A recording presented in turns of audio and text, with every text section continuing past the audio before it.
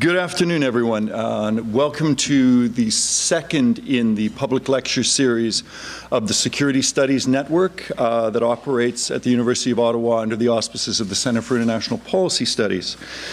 Thank you all for coming. My name is Michael Williams. I'm a professor in the Graduate School of Public and International Affairs, and it is my happy task today to introduce our speaker. I guess at one level our speaker actually needs no introduction. John Mearsheimer has, over the course of the past 30 years, been one of the most provocative, influential, and sometimes controversial analysts and commentators on international politics and American foreign policy in both the United States and beyond. It seems to me that part of this influence arises from the sheer breadth of his work. His first book on conventional deterrence and his second book on the military strategist and historian Basil Liddell Hart challenged fundamental assumptions about how one thought about war and strategy. His more recent work, including his highly cited and very well-known book, The Tragedy of Great Power Politics, his work on Middle Eastern foreign policy of the United States, and particularly his most recent book on lying in international politics, once again demonstrate the remarkable breadth of his interests and his engagements and the variety of issues and audiences that he speaks to. But it seems to me that John Mearsheimer's influence and impact go well beyond simply the breadth of what he does. I think it lies, at least in no small part, in the way in which he challenges settled, comfortable assumptions. He's always struck me as somebody who is uncomfortable himself with accepted verities. Whenever people get too comfortable and too common in what it is they all think they know, Mearsheimer pops up to tell them that maybe it ain't like they think it is. And it's this kind of engagement, this critical engagement in the classical sense, that I think combines with his breadth to give his work the remarkable impact that it has had. This is best summed up for me in a profile that was written of him last year by Robert Kaplan in the well-known American intellectual magazine, The Atlantic Monthly, which had one of my favorite titles. It was called Why John Mearsheimer is Right. But there, of course, came a bracket afterwards. It said, about some things, close bracket.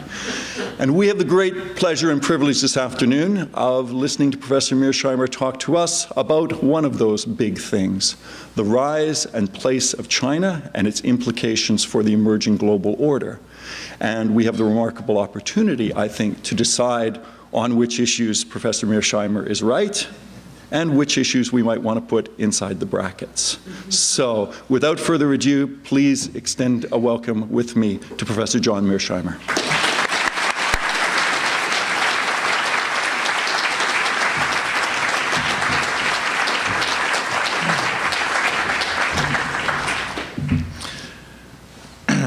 Thank you very much, Michael, for those kind remarks, and thank you very much for inviting me here to the University of Ottawa. And thank you all for coming out to hear me speak today. The subject I want to talk about is a subject that I believe will dominate how you think about international politics for the next 50 years. And that's true in the United States as well as in China, but I think it's true here in Canada as well. And that's the important question of whether or not China can rise peacefully. And I'm going to make the argument that China cannot rise peacefully. But before I get to the heart and soul of my argument, I want to make two preliminary points. The first point is that I am simply assuming that China will continue to rise over the next 30 years, much the way it's risen over the past 30 years. I'm simply assuming that eventually China will turn into a giant Hong Kong, and asking the question, what will U.S.-Chinese relations and what will China's relations with its neighbors be when it gets that big? My question has little to do with the world today and it's a question about the future. And again, I want to emphasize that I'm simply assuming China will continue to rise. I'm not saying that it will. There are a number of people in China and in the United States who I've run into who believe that the Chinese economy will flatline at some point. I'm not saying that will or will not happen, just assuming it won't. Second point I want to make is that to answer the question whether China can rise peacefully, it's important to understand that it is essentially a theoretical question. And the reason is we have no facts about the future. The future hasn't happened yet. Oftentimes I run into people in the United States, in Washington, D.C. in particular, who say, I've just been to Beijing, I talked to person X, Y, and Z, and after talking to them, I believe that China can rise peacefully. I say, this is a bunch of hooey. Who cares what X, Y, and Z have to say? They'll probably all be dead by the time this question is relevant, and the people who'll be running China are now in 5th grade or 10th grade. And you don't even know who among those people is going to be running China. And furthermore, they're going to be operating in a very different structural environment than the one that exists today. Most of you students in the audience are quite poor, I'm sure. You don't have a lot of money. If all of a sudden I said, here's $5 million, right? You do whatever you want with it. $5 million. I guarantee you that your behavior would be very different with that $5 million in your pocket than it is with virtually no money in your pocket. What I'm saying is when the structural environment changes, your behavior changes. And what we're hypothesizing here is a situation where the structure that China operates in changes. It becomes a giant Hong Kong. And then the question is, how will the leaders, whoever they are, behave at that distant point in time? And again, we can't answer that question empirically. It's a theoretical question. All this is to say, you need a theory of great power politics to answer the question of whether or not China can rise peacefully. This brings me to my talk. My talk has 3 parts. First part is I'm going to lay out my theory of great power politics. In the second part of my talk, I'm going to give you a synoptic view of American foreign policy from 1783 up until the present. And of course, what I'm going to try and do is convince you that that synoptic view of American foreign policy is consistent with my theory, because I have a deep-seated interest in giving you some confidence that my theory makes sense. Then in the third part of my talk, I'm going to make the argument that China is likely to imitate the United States. In other words, I'm going to try and convince you that China will behave the way the theory predicts, just as the United States behaved the way the theory predicts. And of course, I'll also have to talk about how the United States will react to China. And the argument I'll make is that it's consistent with my theory, and it's consistent with the story I told you in the second part of my talk. Okay, so those are the 3 parts of the talk. Let me start first with my theory, which I'm sure some of you know, but I'll go over in more detail just to make it very clear how I think about great power politics. I start off with 5 simple assumptions about how the world works. First of all, I believe that states are the principal actors in international politics, and there's no higher authority that sits above those states. As many of you know, in international relations speak, we call this anarchy. Anarchy does not mean murder and mayhem. Anarchy is simply the opposite of hierarchy. It says that there is no higher authority of any consequence that sits above states. States are basically like pool balls on a table. Some are bigger than others, for sure, but they are the principal actors, and there's nothing above them. Anarchy, assumption 1. Assumption 2 is that all states have some offensive military capability. Of course, it varies from state to state. The United States, as I don't have to tell you, has an enormous amount of offensive military capability. A country like Israel has significant offensive military capability. A country like Jordan, on the other hand, or Switzerland or Belgium has much less. But the point is that all states have some offensive military capability. Come to the third assumption, which is of great importance, and I want to spend a lot of time talking about, because it's central to my argument. And that has to do with intentions. You know, in international relations, we often talk about intentions and capabilities. The second assumption had to do with capabilities. The third assumption has to do with intentions. My argument about intentions is that no state can be certain about the intentions of other states. Now, why is this the case? It is because it is very hard to discern intentions, because intentions are inside the heads of people, and you can't see them and you can't measure them. To give you an example, during the Cold War, the United States dedicated an enormous amount of time and intellectual effort to trying to assess the Soviet threat. We had little trouble figuring out what Soviet capabilities were. We could count the number of armored division equivalents, we could count the number of SS-18s, we could count the number of Bear bombers, you name it, right? Those were material capabilities that you could see, you could know, you could count. We had one whale of a difficult time trying to figure out what Soviet intentions were. And we had huge disagreements. There were many people who argued the Soviet Union is a status quo power. There are other people who argued it was a revisionist power. How could you tell? You couldn't get inside Nikita Khrushchev or Leonid Brezhnev's head and see what those intentions were. It's impossible to tell what intentions are. So my point here is states are uncertain about the intentions of other states. Now, some people don't agree with that, and they think there's enough information in the ether at any particular point in time that you can figure out what those intentions are. My Sunday punch response to that is to say, all right, I'll give you the fact that we can understand what intentions are now. But my response is that we can't know what the future intentions of any state will be. So even if you believe that we can figure out the intentions of a state today, you cannot figure out the intentions of a state in the future. Because again, as I said earlier on, we don't even know who's going to be running Poland or China or Jordan in the year 2015. So you can't know future intentions. Let me give you an example that has nothing to do with international relations that drives this home. It's a depressing example, and it has to do with divorce. As you all know, when any two people get married, they invariably love each other. And they invariably think that the person they're marrying is a wonderful person who has benign intentions towards them. But the fact is, in the United States, we have a divorce rate that's close to 50%.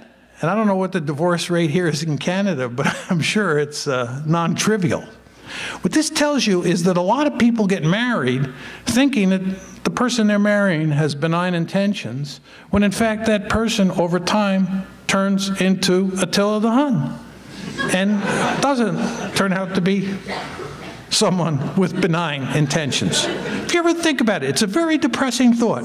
When you get married, you can never be certain that the person you're marrying won't turn out to be someone with malign intentions towards you, for whatever reason. This is the point that I'm making. You cannot be certain about intentions. So I've laid out three assumptions here. One is that there's no higher authority that sits above states. That's anarchy.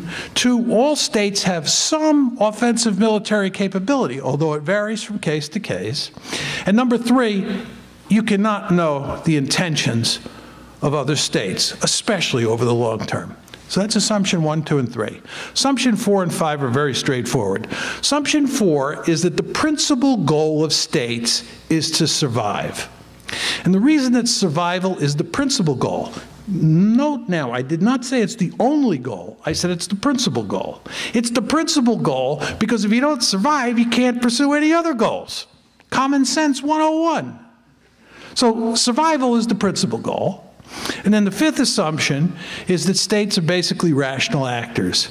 They're strategic calculators. States are quite good at coming up with reasonably smart strategies for ensuring their survival. That's the rational actor assumption. So those are the 5 assumptions. Now what I do is I take those 5 assumptions, I put them in the blender, and I hit the on switch. And what I get when I do that is I get 3 forms of behavior. In other words, those 5 assumptions, when mixed together, produce 3 forms of behavior. And let me lay them out for you in some detail. First, you get fear. States in the international system fear each other. And here we're talking mainly about great powers. They fear each other. And they fear each other for 2 reasons that will make eminently good sense once I explain. They fear each other, first of all, because there's always a possibility you'll end up living next door to a state that has, 1, a lot of offensive capability, and 2, malign intentions. If you live in Europe in 1900, you can never be sure that that growing behemoth in the neighborhood called Germany won't turn into Imperial Germany or Nazi Germany. So you get nervous. Second reason that states fear each other is if you get into trouble in the international system, and as we say in the United States, you dial 911, you know who's at the other end? Nobody. It's an anarchic system. There's no higher authority.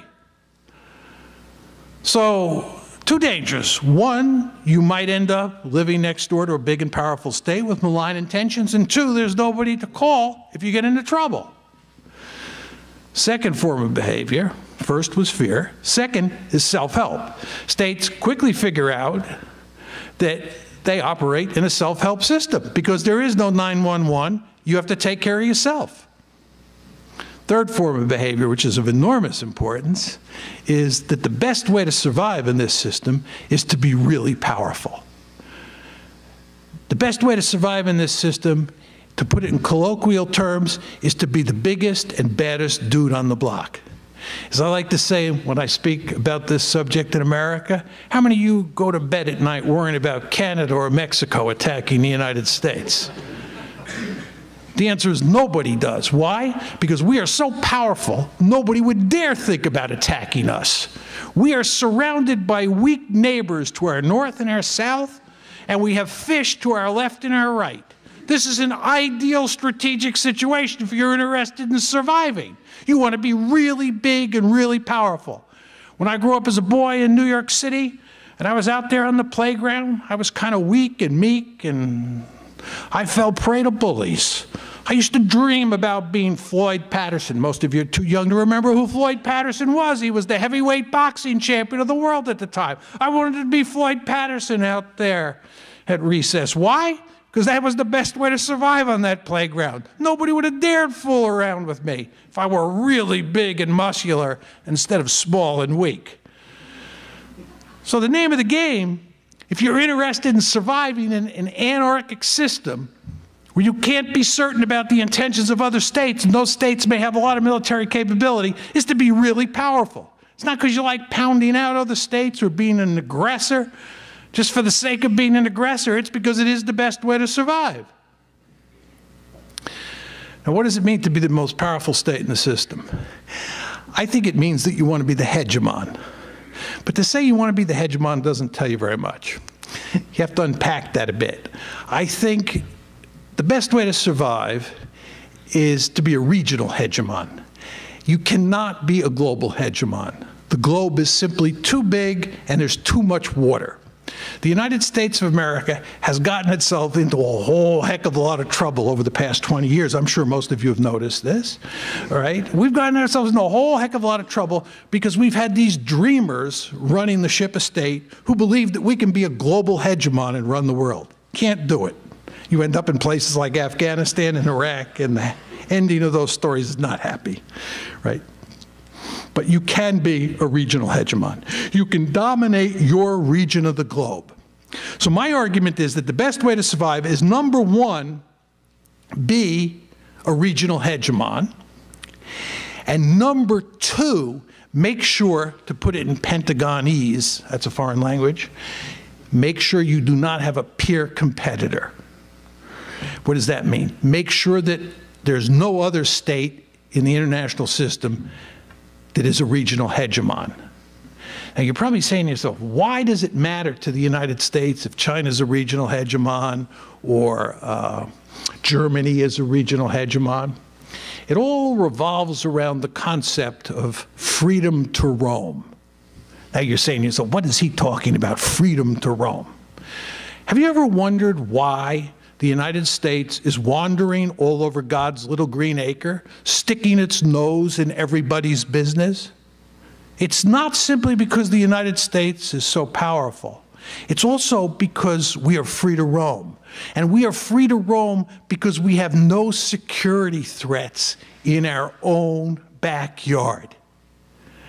And what the United States cares about greatly is not allowing a situation to develop where a country dominates Asia or dominates Europe the way we dominate the Western Hemisphere, because it will then be free to roam.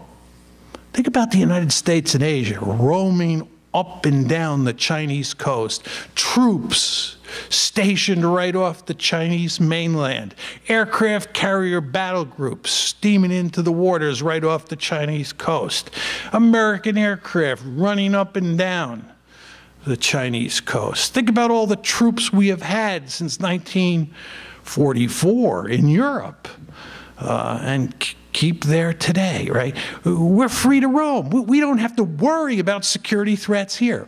What is an ideal situation from an American point of view is to have a situation where China or Germany or the Soviet Union have to worry about threats in their backyard so that they're not free to roam. So my bottom line in my theoretical discussion is that the best way to survive in the international system is to, number one, be a regional hegemon, dominate your region of the globe, and two, make sure that nobody else dominates their region of the globe the way you dominate yours. Those are the two goals. Now, I want to give you a synoptic view of American foreign policy since 1783.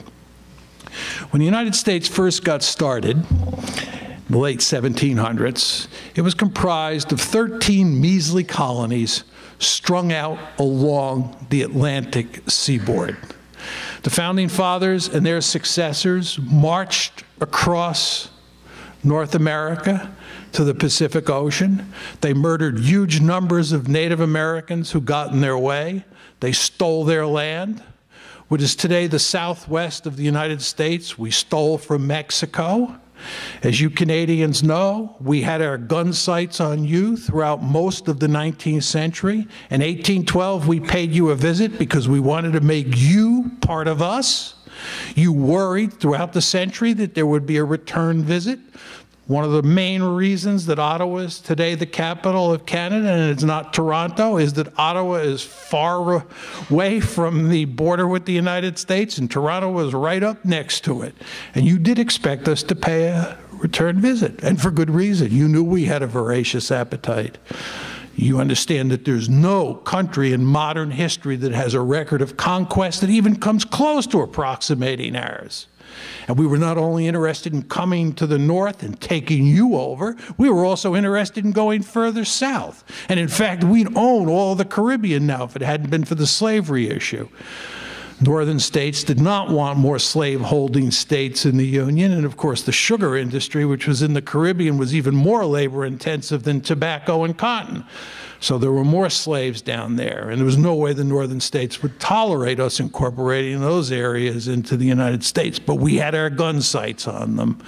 We wanted to establish hegemony in the Western Hemisphere. And the best way to do that, the first thing we had to do was we had to carve out this powerful state. And of course, that was done by 1853 with the Gadsden Purchase, which was the last conquest of, or acquisition of territory here in North America.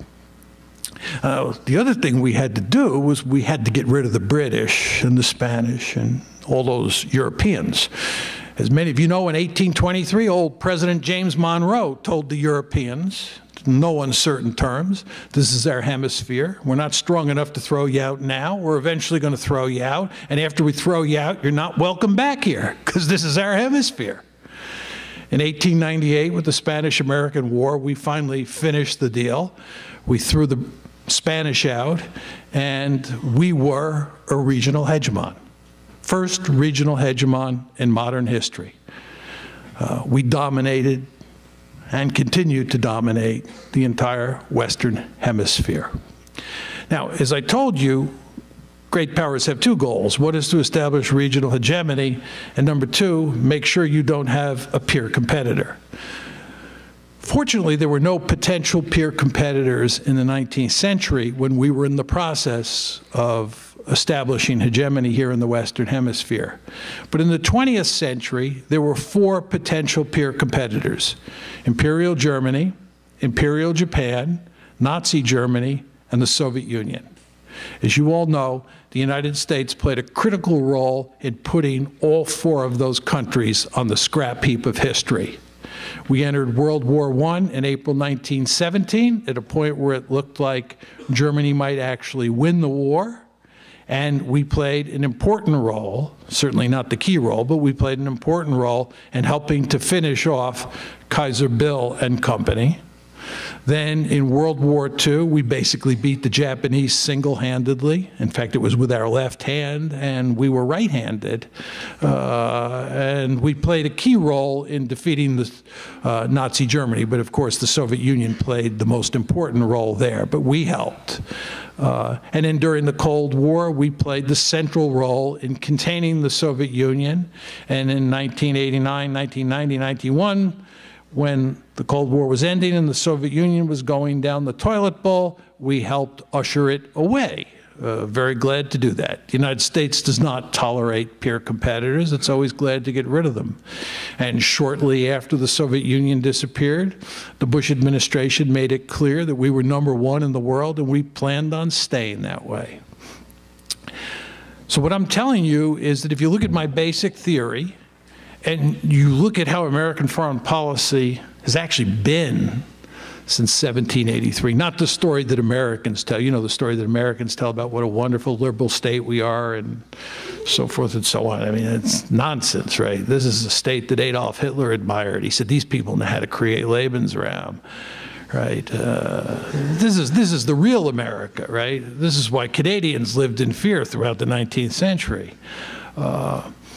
But anyway, my point to you is that American foreign policy, when looked at correctly, looks very much like my theory says it should.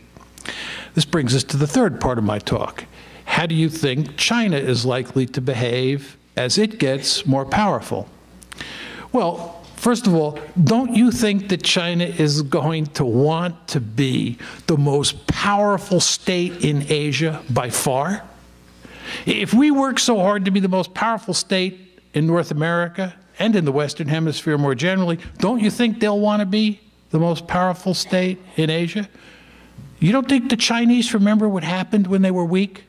You don't think they remember what the Europeans, the Americans, and especially the Japanese did to them when they were weak?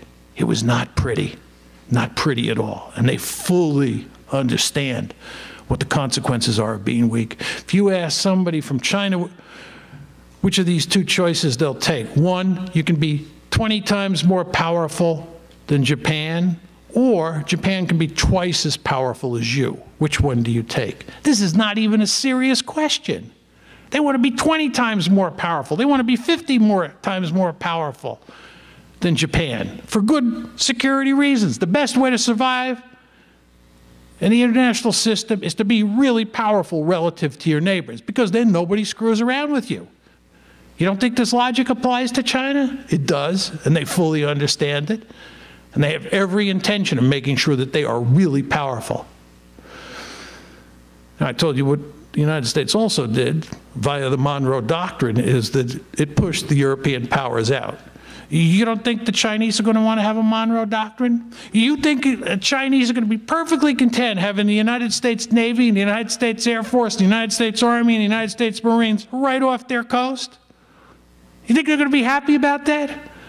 Most of you are too young to remember the Cold War, but the United States of America used to go ballistic when the Soviets would do anything in Cuba. What are these people doing? This is our hemisphere. Who are they to come here?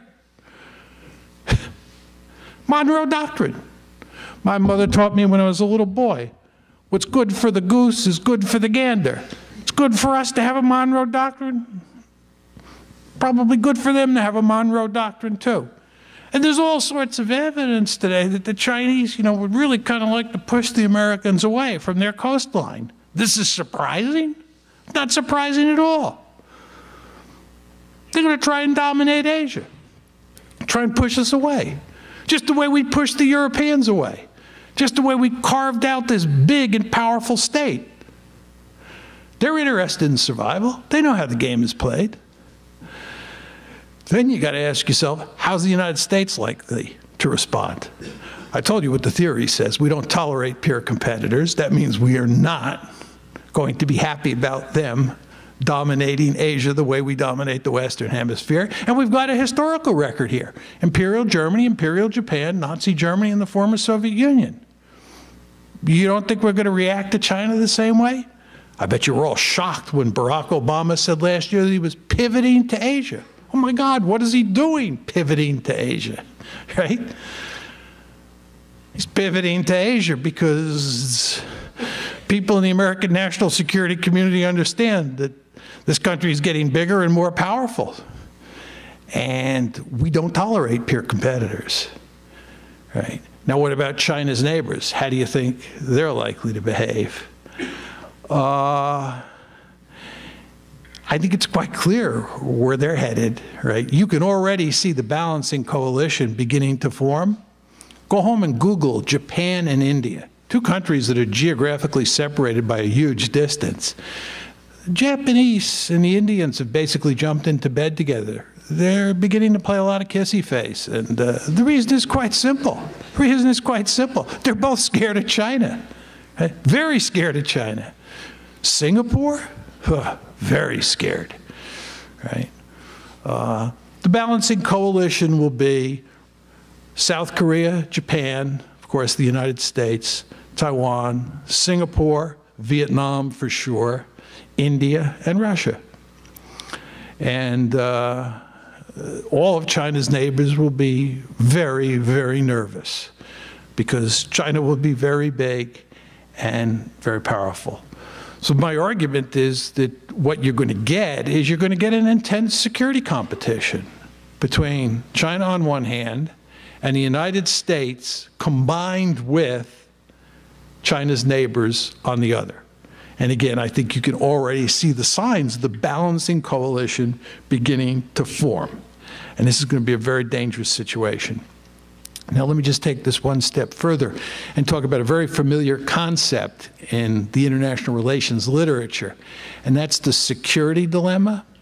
As many of you students know, the security dilemma says that the steps that states take to defend themselves invariably appear offensive in nature to the other side. And a really good example of this is the whole notion of containment. From our perspective, containment is a very defensively oriented strategy. We are containing China. But if you're sitting in Beijing and you look at this balancing coalition that is forming around you, that is surrounding you, it doesn't look like containment, it looks like encirclement. So you go back to the period before World War I, when Britain, France, and Russia formed the Triple Entente. Germany saw that as encirclement.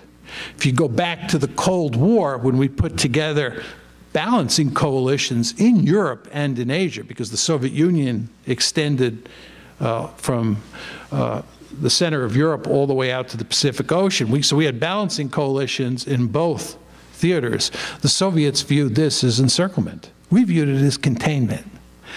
Anything that the Chinese do today to defend themselves, if they decide they're going to increase defense spending, they're going to build an aircraft carrier, they're going to build a stealth aircraft, we automatically categorize that step as offensive in nature. And by the way, to go back to capabilities and intentions, because you can hardly ever figure out intentions, you look at capabilities, and as the capabilities go up, you assume worst case intentions. Right? This is underlying the security dilemma.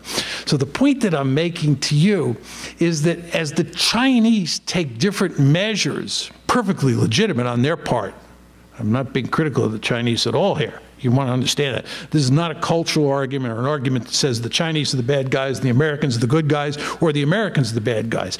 My story is that states that are interested in survival have to be very powerful. This is the tragedy of great power politics. You just have no choice in the structural environment that I described up front, right? But the point is, from China's point of view, they've got to do certain things to protect themselves from the Americans and their neighbors. And anything they do to protect themselves, we will interpret as offensive, and we will rise to the occasion and build what we think are defensive capabilities to offset their perceived offensive capabilities. Of course, from their perspective, our measures will be offensive in nature. So it's going to get very messy in Asia if China continues to rise and becomes a giant Hong Kong. And again, you want to remember, when that happens, China's going to have a lot more military capability then than it has now. China is basically a paper tiger now. It's not a match for the United States militarily. We're talking about a situation where it is a match for the United States. Now, let me conclude by talking about my theory and build on what Michael said when he introduced me. My theory, like all social science theories, is right some of the time, but not all of the time. Remember, he talked about that article that was written about me that said why John Mearsheimer is right on some issues. I would rephrase that a bit and say why John Mearsheimer's theory is right some of the time, but not all the time. I believe, I can't prove this, but intuitively, I believe my theory is right about 75% of the time. I think that's about as good as you can get in social science with a theory. 75%. You can't account for all the cases. Sometimes factors that you leave on the cutting room floor when you develop your theory jump up and bite you in the hiney, and your theory doesn't work, right? So you want to be aware that my theory doesn't work all the time. Given the story that I have just told you, let's hope that this is one of those times where John's theory is wrong. Thank you.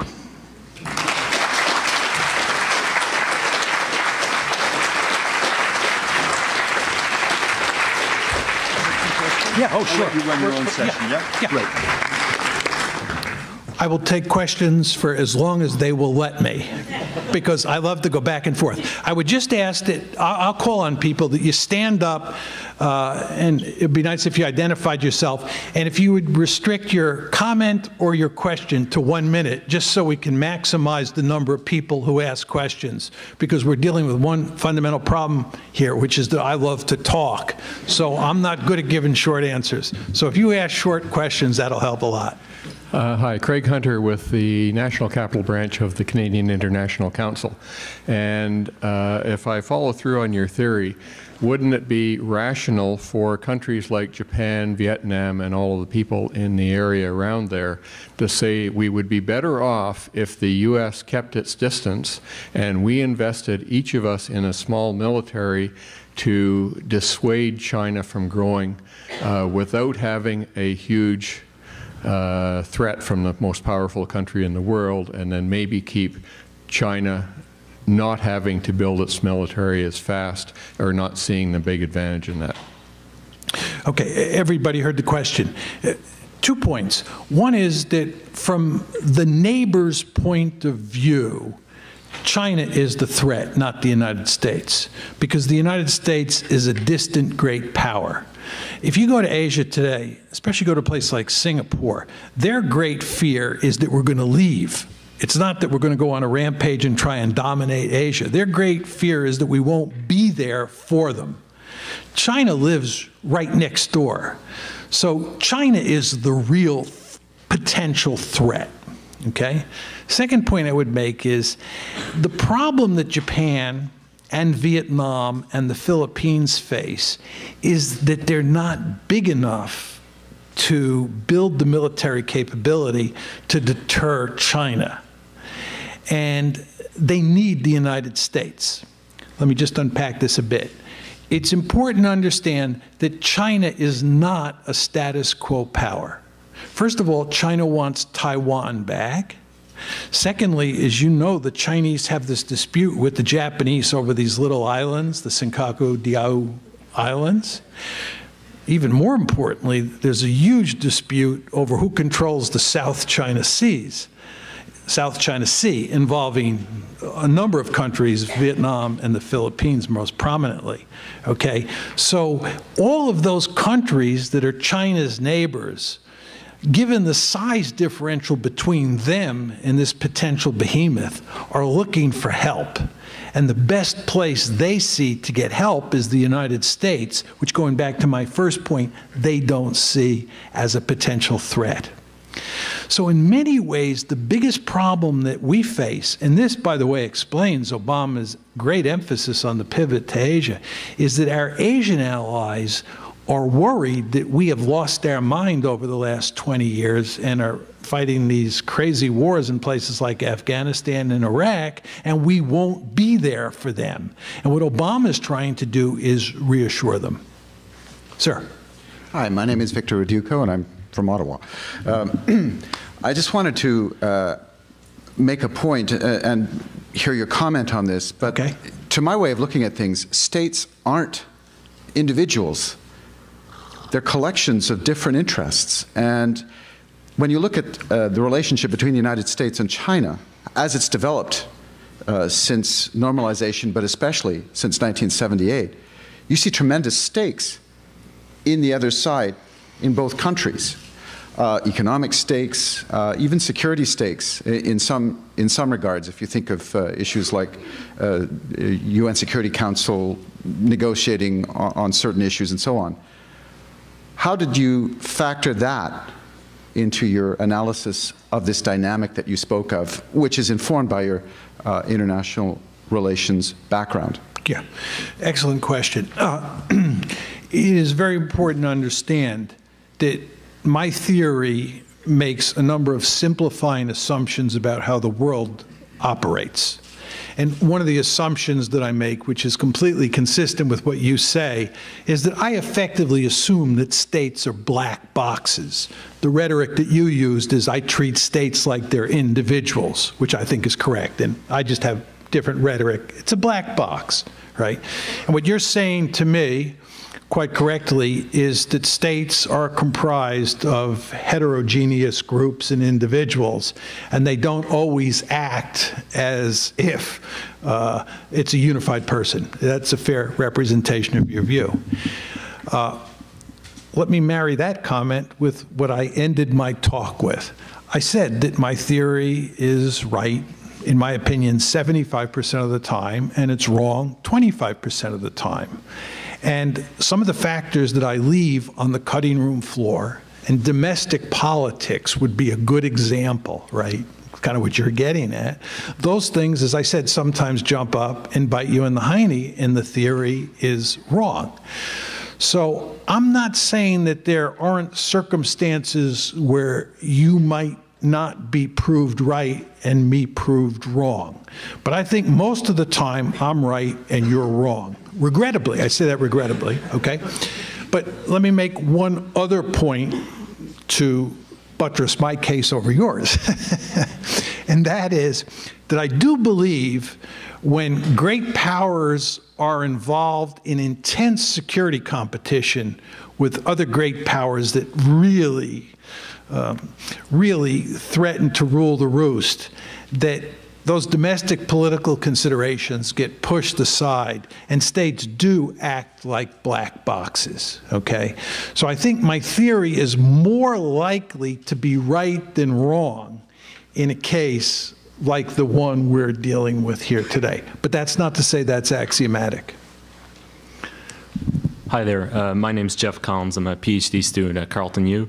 And my question has to do less about China, more effect on the U.S. as a regional hegemon. Yes. And again, to take that long-term 50-year view, Western Hemisphere, Americas, I was wondering if you can comment on Brazil and its rise as an economic and military power in the South.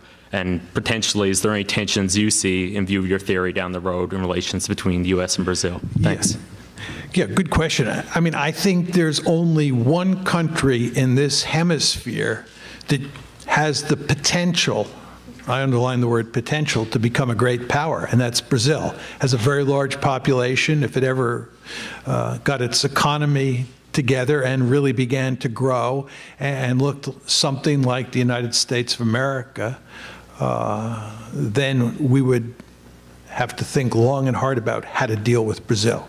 You understand it is not in America's interest to see a strong and powerful Brazil in this hemisphere. Hardly any Americans will ever say that publicly. It is like Canada. If all of a sudden you had a huge population explosion and you're already rich, right, and you began to look like you were as powerful or more powerful than the United States, we would not be happy. Would not be happy, right? And the same logic applies to Brazil. But fortunately, I say this as an American, it doesn't look at this point like Brazil anytime soon is going to pose a threat to the United States in this hemisphere. Hi, my name is Erica. I'm a PhD student at the University of Ottawa. I'd like to thank you for your talk and for your contribution to our discipline.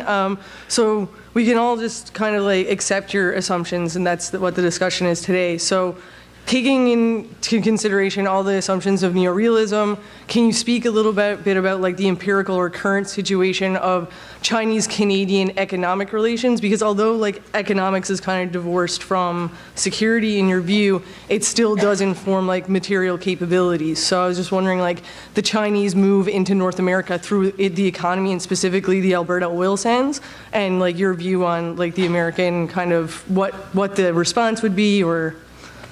Yeah. There are a number of questions bundled up in your question, or a number of issues bundled up in your question, and let me try and parse them out and deal with them. First of all, there's the whole question of how Canada thinks about China in this story. I usually don't talk about Canada. I usually talk about Europe in this regard. And let me just digress for a second here. When you talk about American grand strategy, there are three areas of the world that are worth fighting and dying for. One is Europe, two is Northeast Asia, and three is the Persian Gulf. Those are the three areas that matter. The first two areas, Europe and Northeast Asia, matter because that's where great powers are. The third area, the Gulf, matters because that's where oil is, okay? Historically, Europe has been our #1 priority. Always been our #1 priority. We were attacked at Pearl Harbor on December 7th, 1941 by Japan.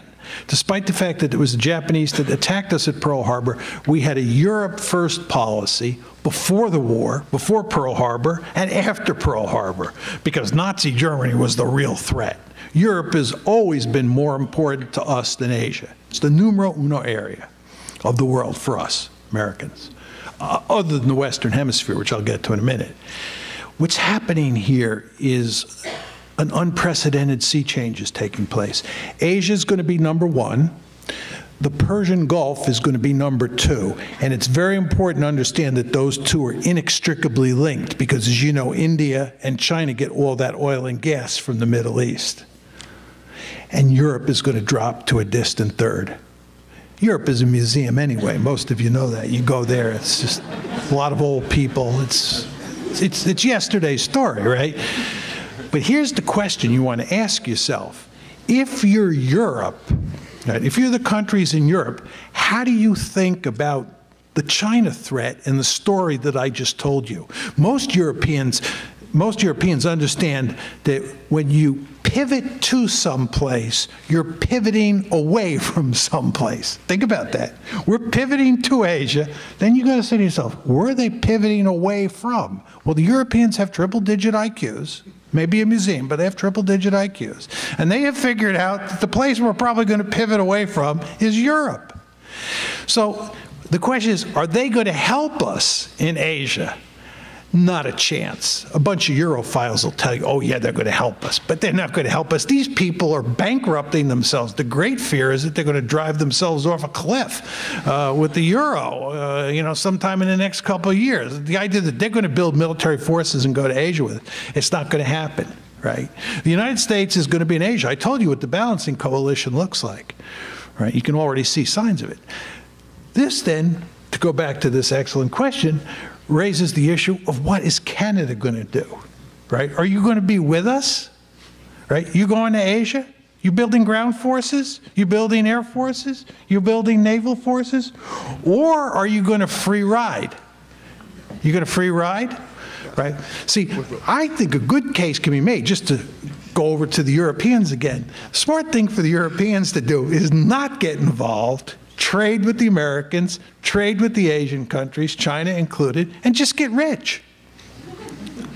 States are selfish actors. You all know that, right?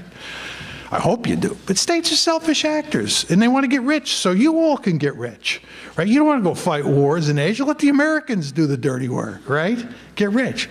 So it's a very interesting question. Now, to take this a step further, I was up in Canada a few years ago. I used to be good friends with the foreign minister because of my opposition to the Iraq war. And I came up here a couple times, and I remember I was talking to somebody one night who was telling me how cozy the Canadians were getting with the Chinese and how he expected that relationship to increase with the passage of time. And I said to him at the time, I said, if China continues to rise, you better be very careful, because that will drive the United States stark raving crazy, right? This is the freedom to roam argument. The United States does not want China roaming into the Western Hemisphere. This gentleman asked me the question about Brazil.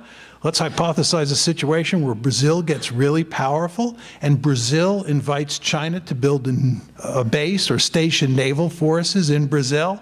You don't think that can happen? Just look at where we are all over the planet, right? It could happen. That would not make us happy. It would not make us happy if Canada got too close to China, right? But then again, you want to think about what Canada's role will be if my story is correct. And again, as I said to that gentleman, I said in my concluding comments, I may be wrong. This brings me to my final point, just about economic interdependence.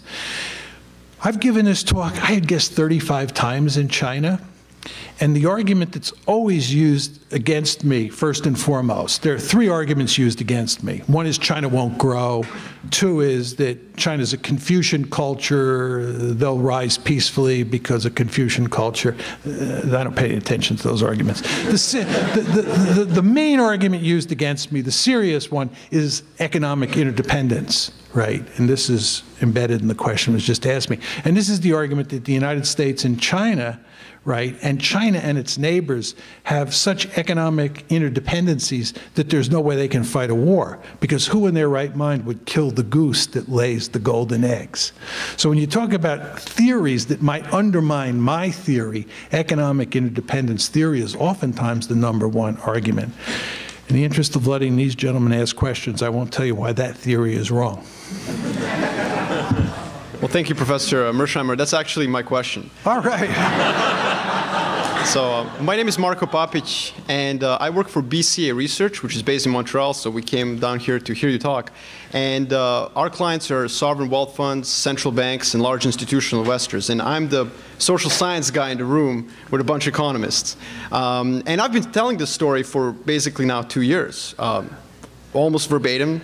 And the one challenge I have from our clients, who are of course mostly investors and they make a lot of money off of China, and a lot of them are in Singapore, including central banks and again sovereign wealth funds, they tell me, look, I mean, Over the past 10 years, our trade with China has increased 4 or 5 times, whereas our trade with the U.S. has remained stagnant. Why, in God's name, would we, kill the golden goose? So you don't get to get away from this question. In fact, you're going to help me do my job. How do I defend this theory of yours, of ours, if I may presume that, and how do I explain this to these investors that they're in fact wrong? I have an answer, but I'd like to hear you how you put it.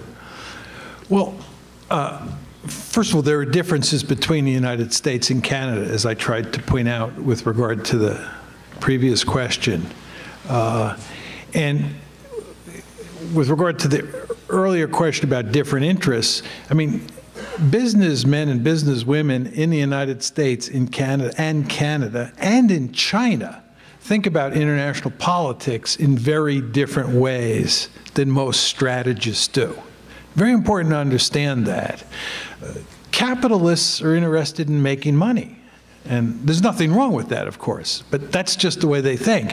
And when someone like me or someone like you comes along and says it's going to be a messy world if China continues to grow, they don't want to hear that, because they just want to keep making money, they want to keep doing deals, right? Now, the question is, what this really boils down to is, how do you think about the relationship between politics and economics? Where is the balance of power?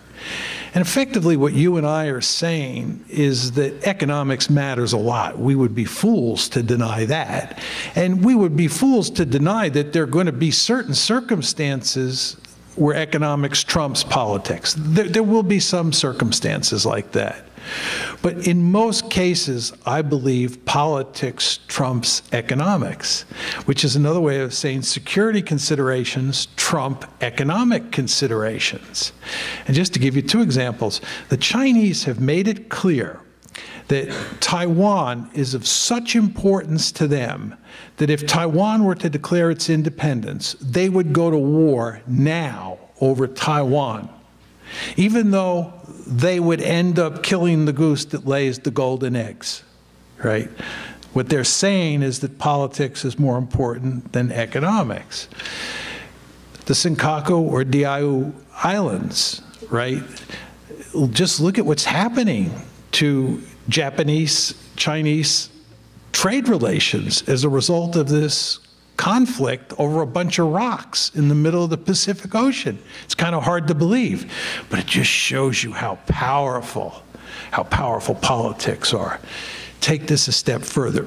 There's a whole literature on nationalism in Japan, and almost, excuse me, everybody agrees that given the fact that communism doesn't have much legitimacy in China, the communist system doesn't have much legitimacy, and they don't have a democracy, it's very difficult for the elites to maintain the existing political order. And the best way for them to do that is to fuel nationalism. Nationalism provides the glue that keeps things together. All of this is to say, and you see this playing itself out in the recent controversy over these islands with Japan, is that nationalism politics is front and center. So my argument is that with regard to the United States and with regard to China's neighbors, countries like Japan, countries like Vietnam, economics matters, and economics will sometimes have a dampening effect. But politics ultimately triumphs. And that's why I think you'll get a security competition. But my final point is, I'm not sure. I've not thought long and hard about this. I'm not sure, and I'd be curious, we could talk afterwards, your thoughts on it, how this plays out in the Canadian case. Because Canada is just in a very different situation than the United States, right?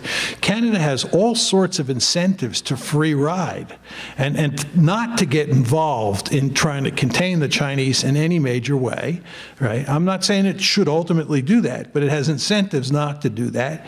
And it has incentives to trade with China, just as Europe does. So I'll leave it there. Hi, Patrick Salonius, the Carleton International Policy Forum. Obviously, you believe in your theory with quite a bit of conviction, but I wish if you could please speculate, and the simple answer might be no, but you said your theory is right, you believe about 75% of the time.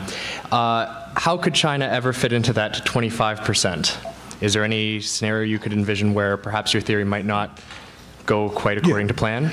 Yeah, I think the most powerful argument against me, I'd make it a threefold argument, okay?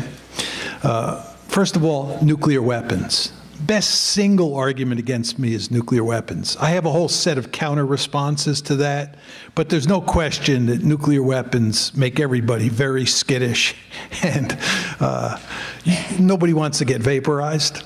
And so, you know, the response to me is to say, John, would you please get serious? You know, great power politics of the sort you described made a lot of sense when you were in a non-nuclear world. We live in a nuclear world, and this is not going to be World War III or anything like that, okay?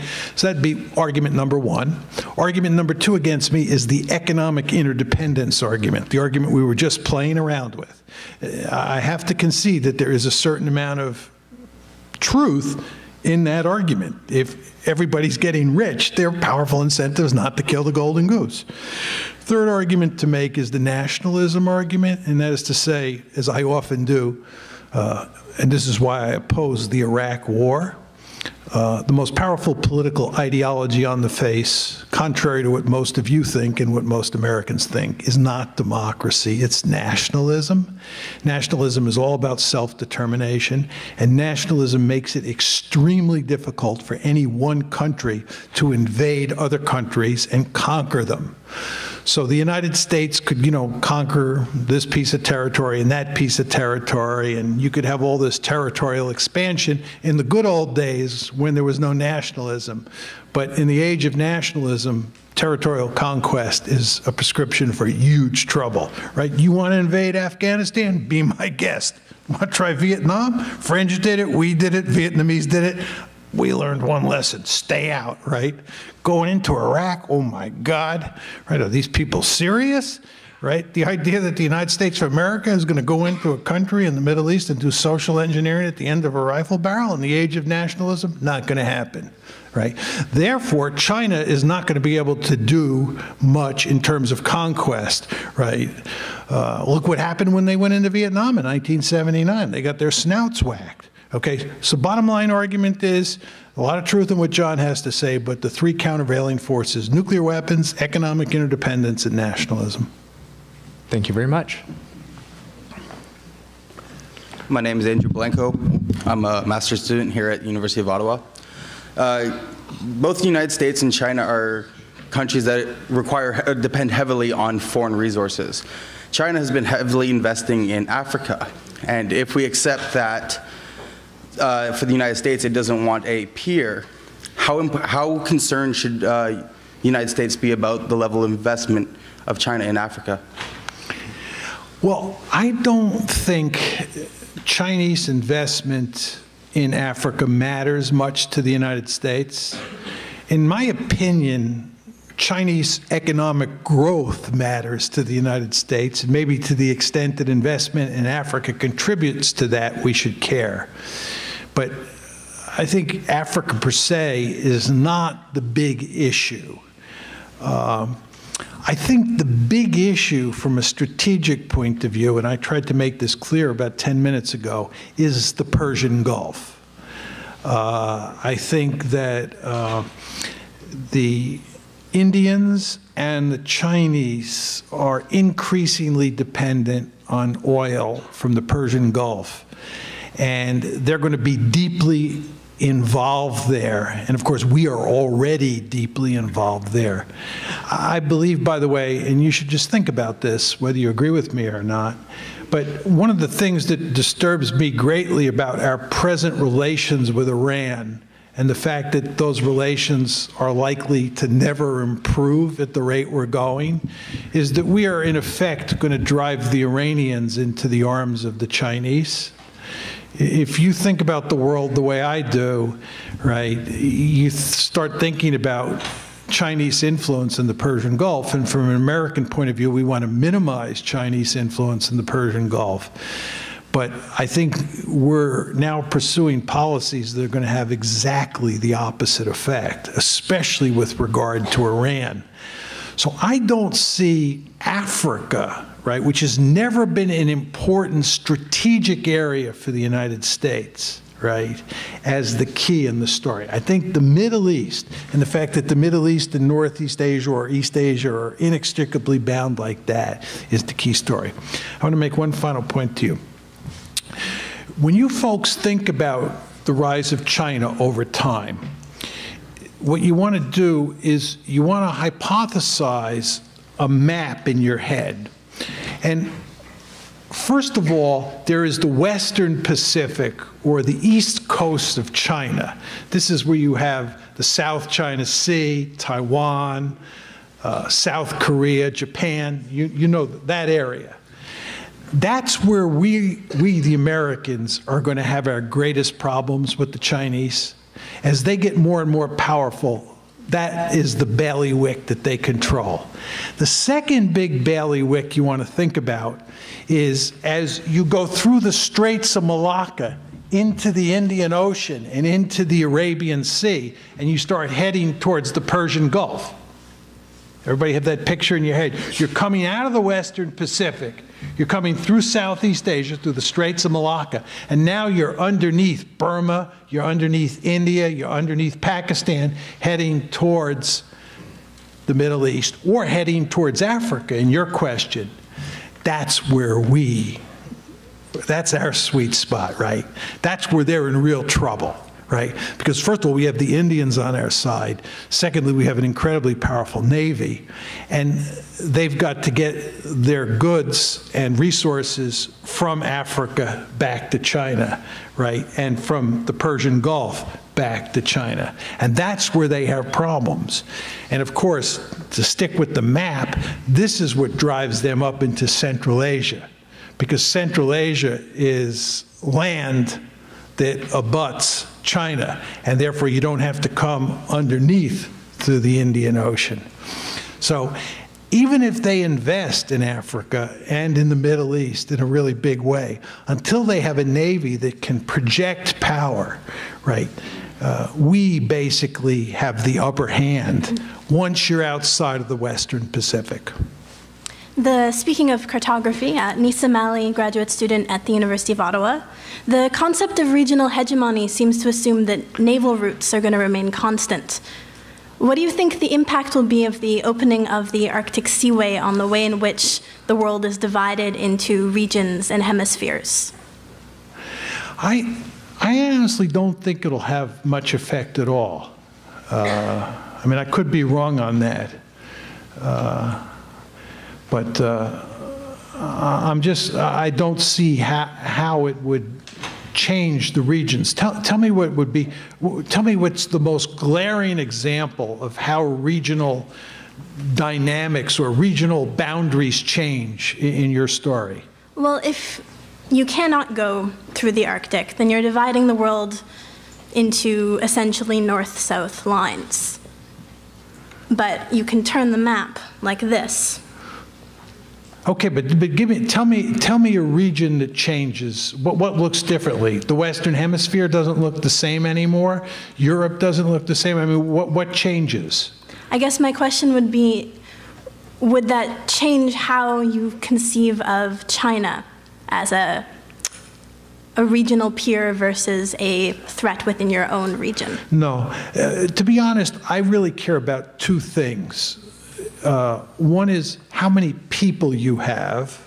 This is why I like the fact that Canada has few people compared to the United States, to be very honest. And how much wealth you have. And the thing that scares me about China is that they have a lot of people.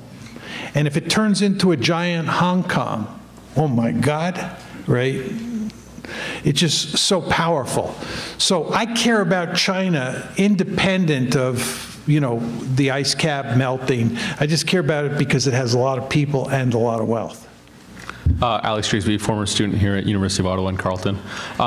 You spoke a bit about how American foreign policy during the during the Cold War was heavily focused on Europe, NATO, in order to contain the Soviet threat. What do you think is the likelihood of some sort of collective security organization rising in Asia to counter China, or do you think it's mostly going to be bilateral agreements between the U.S. and various partners? Yeah. This is actually a great question. My friend Steve Walt talks about this issue all the time. In the Cold War, it was very easy to put together a balancing coalition in Europe called NATO, because the threat was concentrated in the center of Europe on what we used to call the IGB, the inter-German border, right? So you had this very powerful and effective multilateral alliance called NATO. In Asia, on the other hand, where the threat, the Soviet threat, was not as great, and where the geography was complicated, you had, apropos this gentleman's question, bilateral relationships, right? The U.S. had a treaty with Japan, the U.S. had a treaty with Korea, right? There was no equivalent of NATO to speak of in Northeast Asia, okay, where the Soviet threat was concentrated.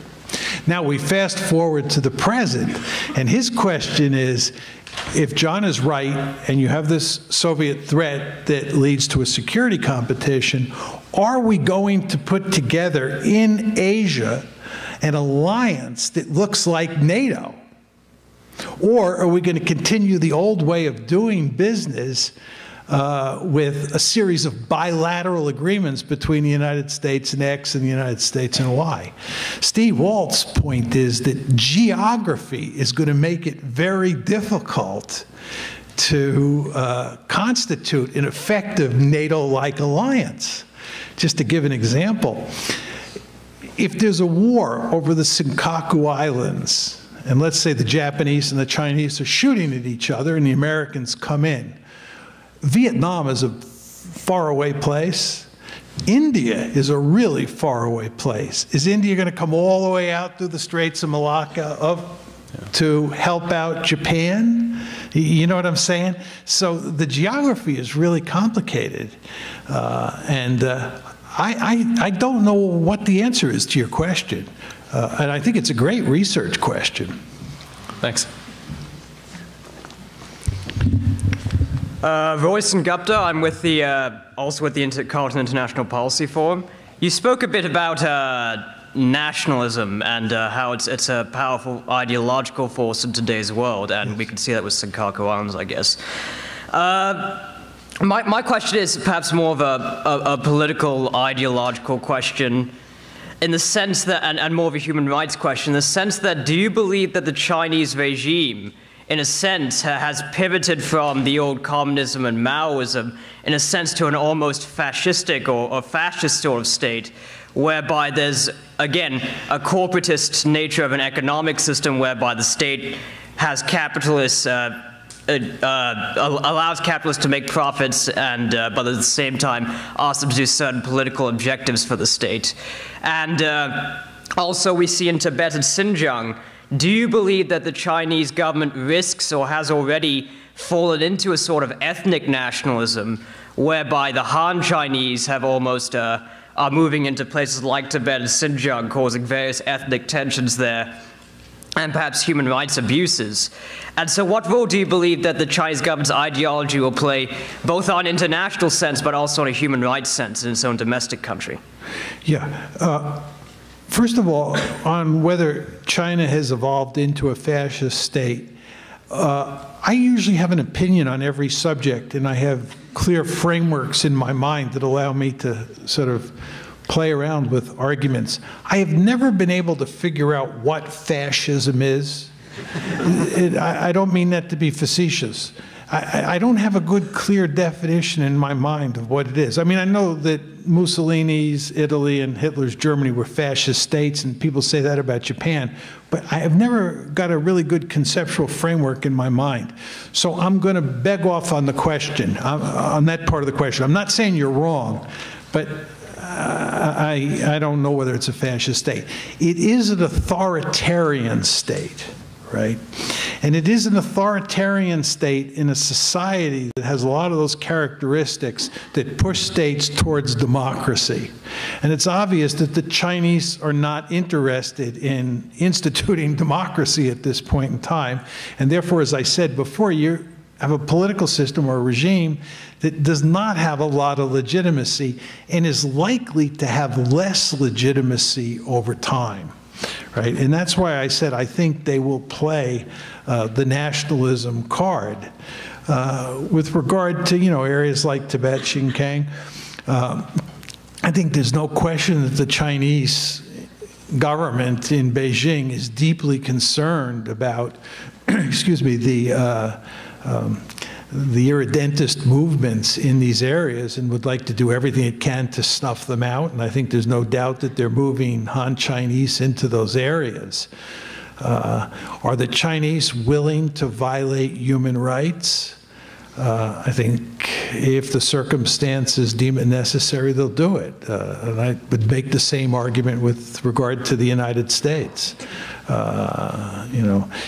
States oftentimes, as you know, do terrible things, not only to their own people, but to other people. And if the leaders of the Chinese state believe that there are powerful centrifugal forces at play inside of China that threaten to destroy the state, they'll do what they think is necessary. I mean, you remember what I said before when I talked about those 5 assumptions. The principal goal of every state is to survive, and that includes the Chinese. And if there are centrifugal forces inside the state that threaten the survival, it usually leads to terrible things. I actually attended a talk yesterday at the University of Chicago on mass murder. It was somebody who was writing a dissertation on the causes of mass murder. And if you look at that literature, which I don't know very well, it's quite clear that mass murder is usually not done for ideological reasons. It's usually done for strategic reasons. And it's because people are very fearful and they feel that their survival is at stake and they lash out. And I'm not defending that, but I'm just saying that you can understand how in the Chinese case there might someday be massive violation of human rights. Thank you. Félix Grenier, I'm a PhD student at the School of Political Studies. Thanks a lot for an amazing speech, Professor Mearsheimer. Really enjoy listening to. Been reading a lot, but it's always good to have you in person. I will start by saying, well, first I agree with you on at least one thing. Is only one? Well, at least, in hoping that in fact your prediction will not come into reality. I'm with you 100%. Yeah? Excellent. I love going to China, by the way. I'm intellectually, not to interrupt you, I'm intellectually much more at home in China than I am in the United States. Culturally, it's like I'm on a different planet. I can't even read my own name in Chinese. But I have a wonderful time every time I go to China, and that's why I do hope I am dead wrong. Sorry. No problem.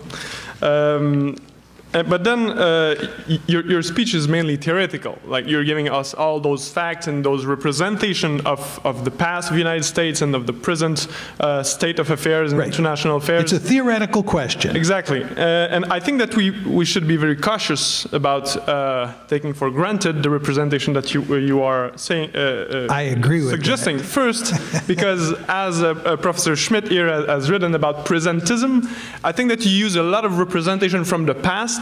In a way, it fits well in our current situation to understand past events or past evolution developments, to understand the current situation. So to make an argument about the current situation. And then also because, in fact, I believe that realism, because your theory in we can just like make it more explicit that you're talking about realism, the theory of realism, which has been dominant in IR since many decades, if not since its inception, has not been a really good predictive tools in the past decades.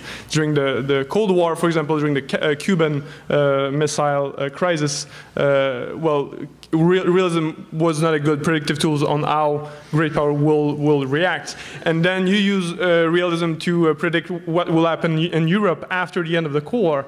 And it was, well, the prediction was not yet, did not yet realize. So, and I would like to point out, or I would like to suggest that the problem with this theory is, in fact, it takes rationality for granted. It takes rationality as something which is the same for everybody. So we might, like you pointed out, nuclear weapons, you pointed out community of securities. I think that the cultural or like constructivist argument that's saying people don't think the same like everywhere because they construct their own representation of reality might be an interesting point too. Okay. So you should wind it up. The main problem I have is I'm suffering from early Alzheimer's and I can't remember all the good questions you asked. I'm only joking about the early Alzheimer's. But to make it short, don't you think that rationality like needs to be understood in a more complex way? Don't you think that there's like so much factors right now that can that should influence the way we understand rationality? Okay, let me just go through a couple of his points, which were excellent points, and really deserve lengthy answers, which we don't have the time for. First of all, your point that I do pay a lot of attention to the past in formulating my theory. I think that's certainly true. But what you try to do, or at least I try to do in developing a theory about any subject, is develop it so it can explain a lot of the past, can explain the present, and can be used to predict the future. Do you follow what I'm saying? Mm-hmm. So the fact that there's a lot of the past in my theory is of course true because I want to be able to explain the past, because there we have the facts for the past and the present. We don't have the facts for the future. So of course I go right to the American case and try to make the argument that American behavior fits with my theory, past and that theory. So I think that's true, but I think it's kind of the nature of the beast. But the only place where that would not be true is if you were a strategist or theorist in 1948 and you decided to study nuclear deterrence, right? We don't have, excuse me, much history of nuclear weaponry, so you're kind of starting fresh. But that's not true of me. You pointed out that my theory didn't, or my theory or realist theory doesn't predict a number of cases. You talked about the Cuban Missile Crisis. You talked about the future of Europe. As I've tried to make clear here, there are cases that my theory doesn't account for, or they're, to put it in slightly different terms, cases where states act in ways that contradict my theory. And I don't dispute that. With regard to the future of Europe, I don't think that's true. I think I have been unfairly criticized on that one. Not by you, of course. I think, in fact, I think I can make the argument that I was basically right about Europe. But let's just say you're right. The point is that the theory doesn't always work. And this brings us to his third point about rationality. I think of all the assumptions in my theory, the one that is the weakest is the rational actor assumption. After having lived in the United States for the past 20 years, I'm beginning to wonder about that theory. No, to be serious, I think that states sometimes do not act strategically, and I think that in large part accounts, that rational actor assumption, in large part, failure of the rational actor assumption, it counts in large part for the, what I call 25% of the cases. I think that you're right. Thanks. And point I would make just before this gentleman goes, point you want to keep in mind about social science theories is they're very crude instruments. And it's just the nature of the beast. I just want to just proselytize for 1 second before I go to this gentleman. The world is enormously complicated. It really is enormously complicated. And what theories do is that they simplify reality.